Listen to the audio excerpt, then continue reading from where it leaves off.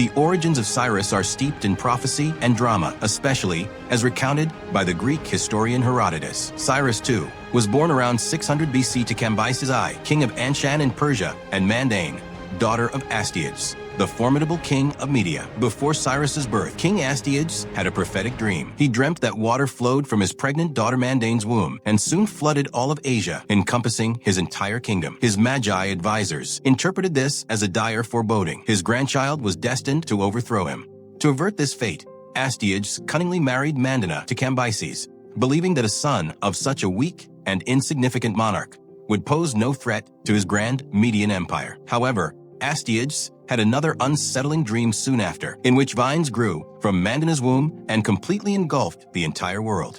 Terrified and paranoid, Astyages concluded that this child was indeed destined for his downfall and ordered his senior general Harpagus to kill the baby as soon as it was born and dispose of the body far away. Harpagus, though, was unwilling to commit such a vile act himself, yet feared Astyages' wrath, so he ordered a shepherd, Mithridates, to carry out the dark deed by leaving the infant in the most desolate part of the mountains. But Mithridates also could not bring himself to kill the child. As fate would have it, Mithridates' own wife had just suffered a stillborn birth. In a secret switcheroo, they left their stillborn child in the mountains and secretly raised Cyrus as their own son, calling him Agridates. Harpagus and Astyages remained oblivious to this deception. Cyrus lived as a shepherd's son for about 10 years. One day, while playing king in court with other village boys, Cyrus was proclaimed king. When the son of a Median magnate refused to obey his orders, young Cyrus, asserting his playful authority, whipped the noble boy. The boy's father, Artambares, complained to King Astyages. Cyrus and his adoptive father, Mithridates, were summoned before Astyages. Upon seeing Cyrus,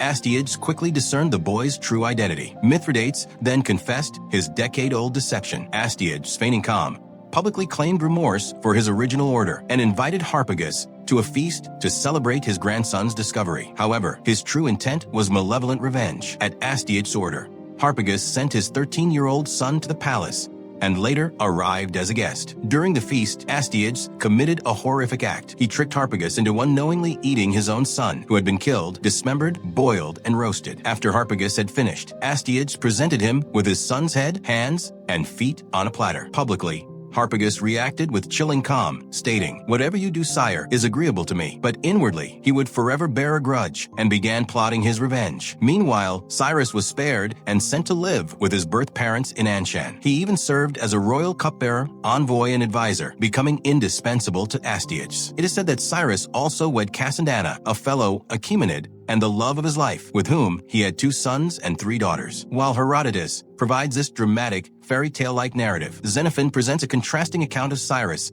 being raised as a royal prince with Persian simplicity and discipline, honing skills in horsemanship and hunting in Media, and earning admiration for his virtues. Life in 6th century BC Persia and Media was characterized by a rigid social hierarchy. The air of ancient Persian settlements would have carried the dry, earthy scent of dust from unpaved roads, mingling with the aroma of staple foods such as barley and wheat, and the sweet, rich fragrance of dates. The sounds of daily life would have included the lowing of cattle, the rhythmic clatter of tools from busy craftsmen, and the hushed, reverent tones of Zoroastrian religious rituals. Cyrus, depending on his true upbringing, would have tasted the simple, hearty fare of common people or the richer, more varied diet of nobility, and felt the rough texture of homespun wool or the soft, luxurious touch of fine Median silks. In 559 BC, Cyrus ascended to the throne of Anshan, acknowledging the authority of his grandfather Astyages and the Median Empire. However, Harpagus, who had patiently waited for his vengeance, secretly began courting Cyrus, encouraging him to rebel and promising to incite the Medes to join him. Cyrus was on board, but first needed to unite the various Persian tribes. He summoned their representatives, asking each to bring a sickle.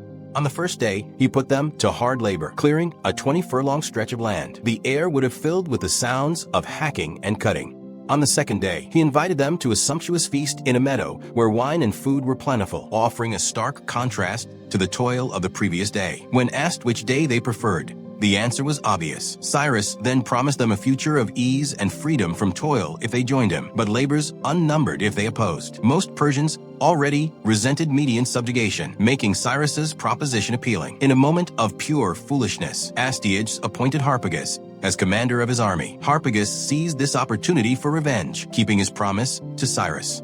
As the Median army marched, Many soldiers deserted or openly joined the Persians, while those loyal to Astyages were defeated in battle. Astyages assembled another army, mostly youths and old men, and led them himself. But this force also rebelled and surrendered him to Cyrus in 550 BC. Cyrus entered Ecbatana, the Median capital, triumphantly. The scent of victory, perhaps mingled with the lingering dust of the conflict, would have filled the air as Persian banners proudly rose over Ecbatana's grand structures.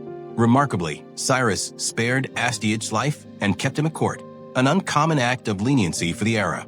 He also married Astyages' daughter Amytas to further solidify his legitimacy and appease Median vassals. This act, often termed conquest by ingratiation, demonstrated Cyrus's pragmatic approach to empire building, prioritizing stability over brutal suppression. This marked the definitive end of the Median Empire and the beginning of the Achaemenid Empire, a collaboration between Persia and Media. Cyrus then founded Pasargadae on the site of his decisive victory, not as a large city, but as a symbolic ceremonial capital. Its architecture, a blend of Persian, Anatolian, Egyptian, Elamite, and Mesopotamian influences, built without mortar, was a visual declaration of his policy of integrating diverse cultures. The sight of these newly rising, elegant structures amidst the fertile Morgab plain would have been a powerful visual declaration of a new era. Cyrus's relentless expansion brought him into conflict with the opulent Lydian kingdom, ruled by King Croesus, famed for his immense wealth. Croesus, brother-in-law to the deposed Astyages, sought to avenge his kin. He consulted the oracle of Delphi, who told him, if Croesus goes to war, he will destroy a great empire. Croesus, failing to consider it might be his own, was emboldened. He initiated hostilities by crossing the Halys River into Cappadocia and sacking the city of Tyria in 547 BC. The initial engagement near Tyria resulted in a stalemate, with both sides sustaining heavy casualties. The metallic clang of bronze weapons and the fervent shouts of warriors echoed across the battlefield. Croesus strategically withdrew to Sardis, his capital, planning to wait out the winter and attack again in spring with allied armies from Egypt, Babylon, and Sparta. Foolishly, he disbanded his remaining soldiers, thinking Cyrus would never march in winter. But Cyrus made the unorthodox decision to pursue him relentlessly into Lydia in December of 547 BC. At the decisive Battle of Thymbra, Cyrus unveiled a brilliant and unexpected tactical maneuver. Harpagus advised him that Lydian horses were frightened by the sight and pungent, unfamiliar smell of camels. Cyrus deployed his baggage camels, mounted with men in cavalry gear, directly against the formidable Lydian cavalry. The Lydian horses panicked and scattered in disarray, effectively neutralizing Croesus's most potent military force. The air would have been thick with the dust churned up by thousands of hooves, the cries of men, and the bewildered neighs of terrified horses. This disruption allowed Persian archers and flank units to decimate the disorganized Lydian forces. Croesus retreated to Sardis, a city believed to be impregnable. However, Cyrus followed swiftly and laid siege. After just a 14-day siege, Sardis fell. The city's downfall was attributed to the Lydians' overconfidence. As they neglected to garrison a section of the wall they considered unassailable due to its steepness. The relentless sounds of Persian siege engines, the determined shouts of the besiegers, and the eventual dramatic breach would have filled the air, culminating in the city's capture. Sardis and all of Asia Minor became Achaemenid territory. Accounts vary on Croesus's fate. Herodotus claims Cyrus spared him and brought him to advise him, seeing his divine protection. Other sources suggest he was executed. Cyrus was indeed known for surrounding himself with diverse advisors, even former enemies. By 539 BCE, Cyrus set his sights on the formidable Neo-Babylonian Empire. Its last king, Nabonidus, was deeply unpopular. The powerful priesthood of Marduk, Babylon's chief deity, resented Nabonidus's suppression of Marduk's cult in favor of the moon god Sin. This widespread discontent made the Babylonians view Cyrus not as a conqueror, but as a potential liberator who intended to restore Marduk's supremacy. Cyrus invaded Babylonia, winning a decisive victory at the Battle of Opis in 539 BC. Days later, Sippar surrendered without bloodshed.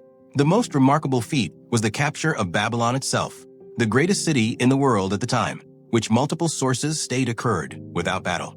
Babylon's defenses were truly daunting. It boasted multiple layers of moat, the great Euphrates River flowing through its heart, and two colossal walls, inner and outer, 80 feet high or more, stretching for 15 miles around the city's near triangular circumference. Its tidy, grid-patterned districts were crisscrossed with streets and occupied by grand-scale residences, temples, palaces, and the great citadel of the royal guard. Cyrus and his advisors decided against a full-scale assault due to anticipated massive casualties. Instead, they devised a complex strategy relying on subtlety, intelligence, and timing. Cyrus stationed portions of his army at the points where the Euphrates entered and exited the city. Then he oversaw the monumental task of diverting a great portion of the Euphrates flow into a vast, pre-dug basin north of the city. This caused the river level within the city walls to drop significantly, from over 2 men deep to only waist deep, making the impassable river a viable entry route.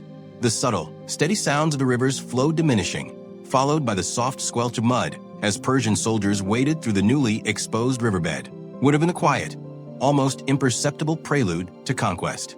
This ingenious infiltration was carefully timed to coincide with a great festival of music, drinking, and revelry in Babylon. The air would have been thick with the sounds of music, dancing, and unrestrained revelry, the cheerful clinking of cups, and the joyous shouts of celebration, effectively masking the quiet, stealthy infiltration. The unsuspecting defenders, lulled into a false sense of security by their great defenses and enfeebled by drink, were unable to resist. By daybreak, Prince Belshazzar was dead, the gates were opened, and the city was under Achaemenid control. The sudden, terrifying shift from joyous celebration to the quiet murmur of conquest would have been profoundly disorienting. Nabonidus, who had been in nearby Borsippa, surrendered and was allowed to live a comfortable exile in Carmania. 2 weeks later, on October 26, 539 BC, Cyrus entered Babylon to a rapturous welcome. He restored Marduk's priesthood, returned idols seized by Nabonidus, and kept taxes to a minimum, completing public works. The verse account of Nabonidus describes the people's feelings. They are like prisoners when the prisons are opened. Liberty is restored to those who were surrounded by oppression. All rejoice to look upon him as king. In a famous act that earned him unabashed plaudits in the Hebrew Bible, Cyrus the Great returned thousands of Jews, previously deported by Nebuchadnezzar, to Jerusalem. He not only restored them to their homeland, but also reportedly ordered the state funding and construction of Jerusalem's Second Temple. For this generosity, he was the only foreigner ever named a Messiah in the Jewish religion. The emotional impact on the Jewish exiles, the tears of joy, and the fervent prayers as they embarked on their journey home would have been immense, marking a profound moment of renewal and hope. Cyrus's life, marked by relentless conquest and innovation, ended during a campaign in the eastern reaches of his empire, though the exact circumstances remain debated. Herodotus provides the most dramatic and widely known account. In late autumn 530 BC, Cyrus marched his army across Iran to confront the Massagetæ, a ferocious Scythian tribe led by the formidable warrior Queen Tamaris, in what is today Kazakhstan and Uzbekistan. Cyrus sent an offer of marriage to Tamaris, which he swiftly rebuffed, understanding he desired her domain, not her. While the Persians were building a pontoon over the Oxus River, Tamaris sent messengers with her own offer. Either she would retreat 3 days from the river and fight on open ground, or the Persians could let the Massagetæ cross. Cyrus, against the advice of most of his advisors, took Croesus's counsel and crossed to the far side. The Persians then set a trap. They established a luxurious camp, feigned a retreat, and lured a third of the Massagetæ army, led by Tamaris' son Spargapises, to feast and drink the spoils. These Massagetæ, unfamiliar with alcohol's inebriating effects, became drunk. Cyrus then ambushed and massacred the intoxicated warriors. Spargapises was captured and committed suicide, filling Tamaris with rage and causing her to swear vengeance. On December 4th, 530 BC, the armies of Cyrus and Tamaris clashed. At long range, both sides, being brilliant archers, were evenly matched. However, when the Massagetæ got in close, their heavy bronze armor and brutal battle axes ripped the Achaemenid army to ribbons. Almost all of Cyrus's army was annihilated, and Cyrus himself was killed, either on the field or from his wounds days later. Tamaris fulfilled her vow. She found the Persian king's head and gruesomely plunged it into a skin filled with blood, declaring, "Drink your fill of blood." However, this dramatic account has geographical and logical inconsistencies. Ctesias offers a different version, claiming Cyrus died from a wound in battle against the Dervises, with the Persians being victorious. Xenophon, in stark contrast, presents an idealized narrative where Cyrus dies peacefully at home, delivering a philosophical discourse to his sons, with no mention of battle. Despite these variations, historical sources largely agree that Cyrus died during an Eastern campaign. Somehow, by negotiation or an unknown daring deed, Cyrus's remains came to rest at the tomb of Cyrus in Pasargadae. This humble yet dignified stone tomb, constructed from massive limestone blocks without mortar, still exists more or less intact today. It consists of a 6-step stone platform topped by a simple, gabled burial chamber. The quiet, expansive plains surrounding the tomb evoke a profound sense of timelessness, standing as a silent witness to its occupants' enduring legacy. During Alexander the Great's conquest 200 years later, he found the tomb desecrated by thieves and ordered its restoration, expressing his admiration for Cyrus. An inscription on the tomb, now lost, read, "I am Cyrus, son of Cambyses, who founded the Empire of Persia and ruled over Asia. Do not grudge me my monument." Don't miss out on the most thrilling tales of ancient kings. Hit that subscribe button now, turn on the bell, and step into history's most legendary stories, brought to life like never before.